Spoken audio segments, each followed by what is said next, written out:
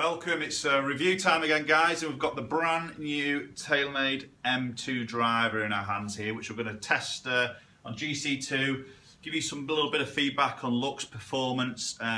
Maybe the first thing I want to really just clear up, there seems to be listening to or reading a lot of Twitter feeds, Facebook feeds, online stuff, that there's a bit of confusion here with consumers with regards to M2, thinking that it isn't a replacement for the M1, which obviously was only just released, I think it was late November last year.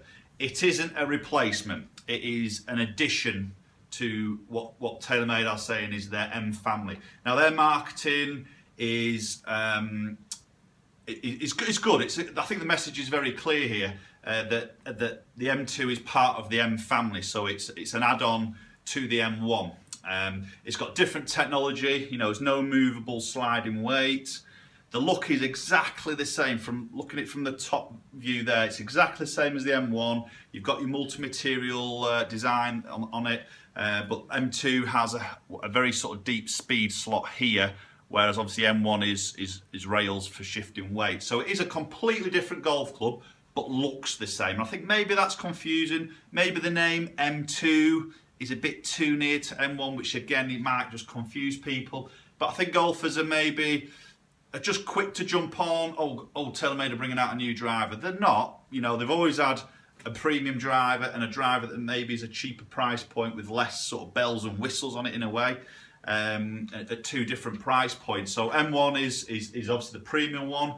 The M2 is probably approximately £120 cheaper. So it's a completely different price point. It's aimed at being a more forgiving golf club, and for golfers who want that bit of M1 tech, but at a cheaper price point without any real adjustability. It has got neck adjustability on the sleeve here, so you can still dial in face angle and loft, which I think is probably more than enough for a lot of golfers. But obviously you can't really fine tune with regards to the sliding weights. But then again, not everybody does want to. I think it's a fantastic product. I think, you know, as I say, TaylorMade I think their market is very clear. It's part of the it's part of the M family. So I don't think there's any confusion there, but I think there's a lot of guys out there just think, oh, TaylorMade, they're just always launching. They're not, you know, they did have a bit of a grey spot going back quite a few years, which I think people, you know, are reluctant to forget about really, and they're jumping on that they're bringing out a new product. So this is the aero burner replacement, okay? The M1 is the R15 replacement, so it's as simple as that. They stagger the launches, as with all brands now. You know, Ping do it, Cobra do it, Callaway have done it. You know, they're all staggering launches now, so it sometimes gives that misperception of, oh, they brought out a new driver. Okay, hopefully that's cleared it up. I think most of you will realise that it is a different club. So anyway, let's get back to it. So as we say, it's very similar to the M1 in terms of its look at the top. Obviously multi-material, composite top here, which allows them to shift weight more into the bottom to help with that CG placement. There's a fixed weight which is moved right to the back of the golf club. The CG isn't there by any means. It is sort of floating somewhere in the middle, but it's not maybe quite as forward as the M1.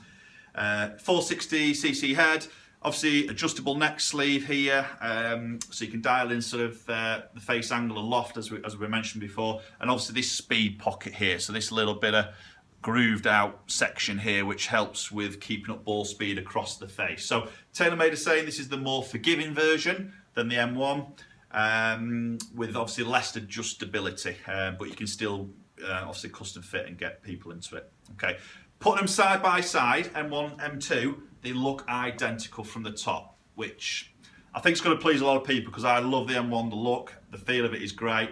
So let's get underway. Let's hit some balls with this and see what the numbers are like. Okay, so got GC2 set up here, guys.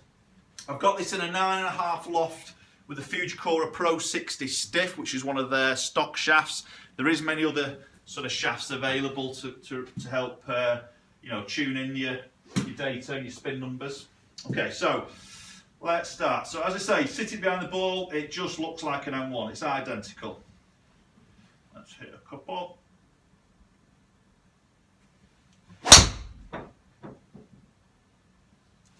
Okay, that was a little bit of the Healy strike. Just tailed off a little bit to the right.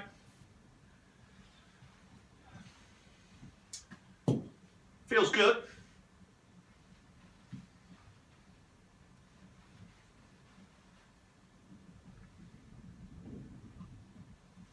That was a nice strike.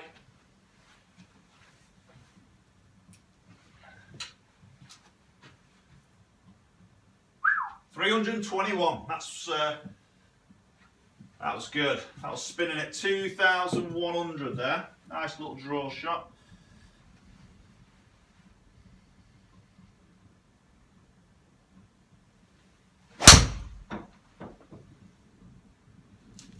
Good strike, just a bit pushy again. Struck it well though. Yeah, 318. Whew, this is good. It's a long club that. I mean, I've hit M1 before. You know, I've got you know, some videos on the M1 and its performance, and what I definitely saw with that was the spin was low, which is really what it's sort of all about, to be honest. The way they can shift this CG with a composite crown, moving the weight, making it hotter and lower spinning. M1 did that. Fact, you know, it performed fantastically well. M2 comes along, you're thinking, is that gonna be as good? I'll tell you what, to now, with those numbers, I'd say yes, because it looks exactly the same as M1 from the top, and you're getting some very hot numbers with it.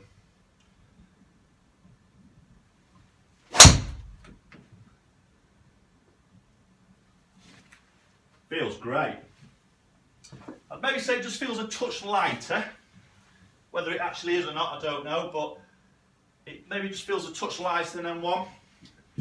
The feel of it, as I say, the look is identical. Maybe the feel, it might just sound a little bit louder than M1. M1's quite a sort of dull sort of sound with it, which I like.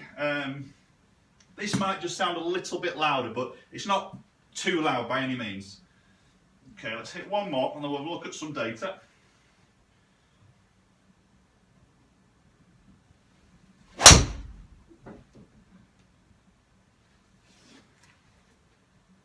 Yeah, it's nice. Love it. Sailing past 300. That's 321 again. Fantastic. Like it. Okay, let's have a quick look at some data. Okay, guys, let's have a quick look at some data here. The M2 driver here. So we can see club head speed 116, which is pretty much where I'm at. Ball speed 167, which is good. I quite like that. It's a little bit more than maybe what I would normally get. Smash at 1.44. That's the efficiency rating there between club head speed and ball speed. Anywhere sort of mid to high 40s is a sort of good rating there, which is great. You probably see that first one there. See, drops 1.42. That was a missed strike. See how the spins popped up there at 3-1. That was a bit of a heel strike. So that was more my strike as opposed to the golf club itself, but we've got to look at it as an average, which is across this grey box. So launching at 11, which is quite happy with. Side spin as an average there, very straight, which apart from that first one there, they were pretty good. So averaging spin at 2.478 there, which for me is quite good, because I do tend to spin the ball higher.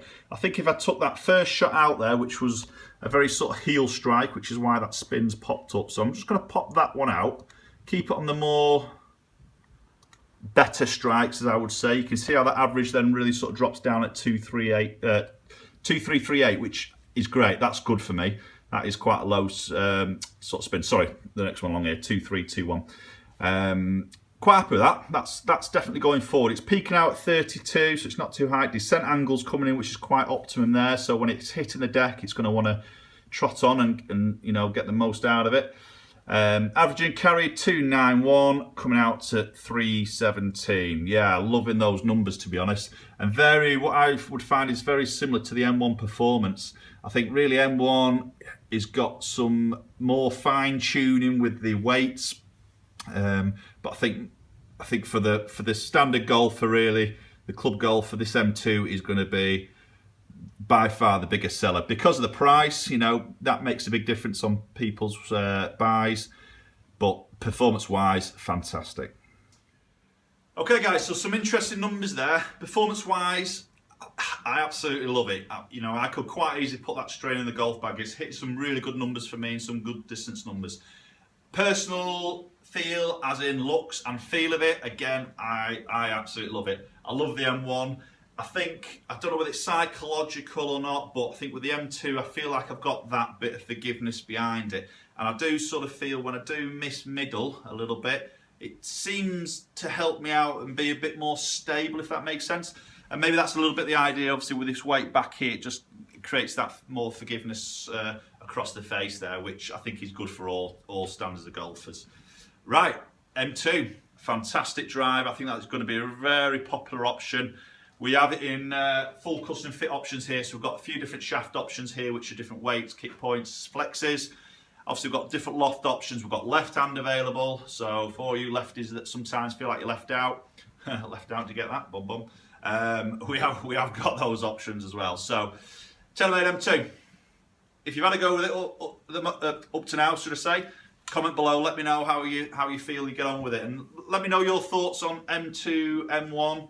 How TaylorMade are launching. They're no different to other brands now. You know, all these launches are staggered. You know, I think TaylorMade may just have that bit of a name against them, which they're struggling to shake off. But I tell you what, they make some fantastic products. There's no doubt about it.